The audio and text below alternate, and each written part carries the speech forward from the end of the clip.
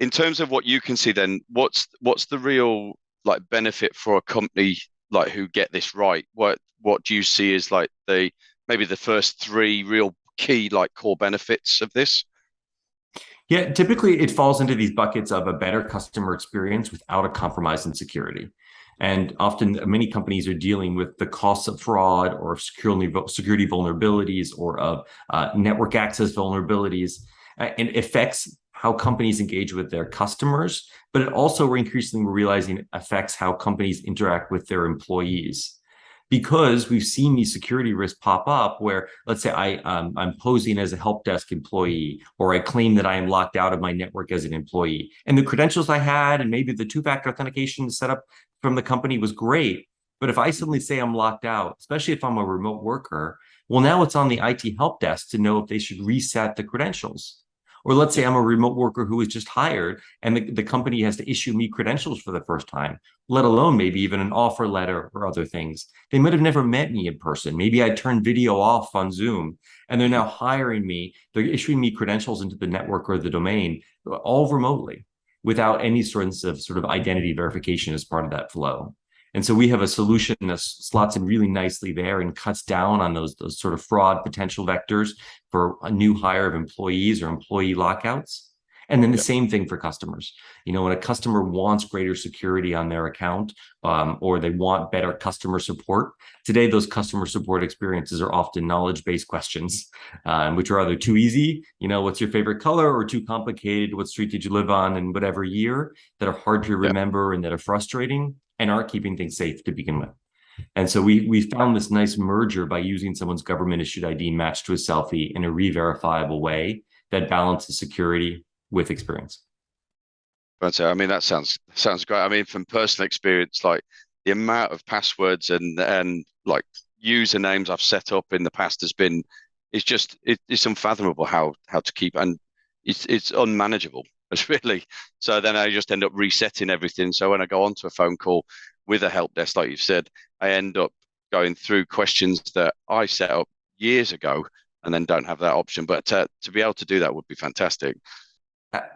Many people, by the way, we've learned have approached passwordless doing exactly what you said. They Yeah, simply reset their password every time. yeah, And arguably, technologies like Magic Link and things, that's how they bring the convenience element, arguably not the security element, but simply it's a password reset button every time. And we'll yeah. send that link to your email. You click on the link and you're in. And yes, it's passwordless, but you're simply shifting the burden of verification to how you're accessing that email account in the first place. And then Yeah. again, also, you don't necessarily have the security benefits of knowing who's really behind the screen. Again, you're verifying the equivalent of a device, or in that case, just access to an email account. That's the gold standard today for passwordless, and it's just simply not sufficient. Yeah, absolutely. I completely agree. Completely agree. And like we've sort of it sort of like melts into what we've just been talking about, really, in terms of like help desks and customer support, because like you said, the burden is passed on to them because and they don't know. That's and what we're finding is exactly the same, that they really don't know who's accessing what, and then actually they're just giving out the credentials without even like that security wall being there. Um, Other than the ones you've mentioned, like what kinds of threat vectors have you like you learned from your customer conversations you have every day? Like what can we as a community really like within secure data security? What can we learn from them? Yeah, I think one of the biggest has been knowing who your users are, whether they Mhm. are employees or whether they are customers. And that point of issuing credentials or resetting credentials is unfortunately becoming a really large threat vector. Partly because so much of it revolves around, again, having to trust who's on the other end of that screen, which usually can only be done with, or traditionally at least, with knowledge-based questions.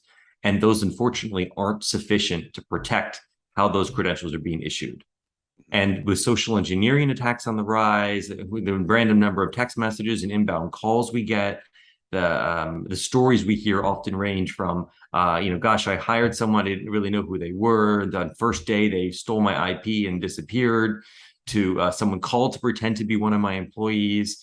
To the most common is, hey, my customers are calling in. I don't actually know if they are my customer when they call, and yet Yeah, I'm giving them access to accounts and resetting and confirming transfers or claims payouts and insurance or resetting credentials.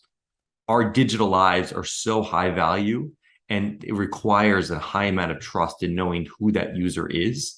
And so the point of issuing credentials, resetting access are critical moments that we have to get right.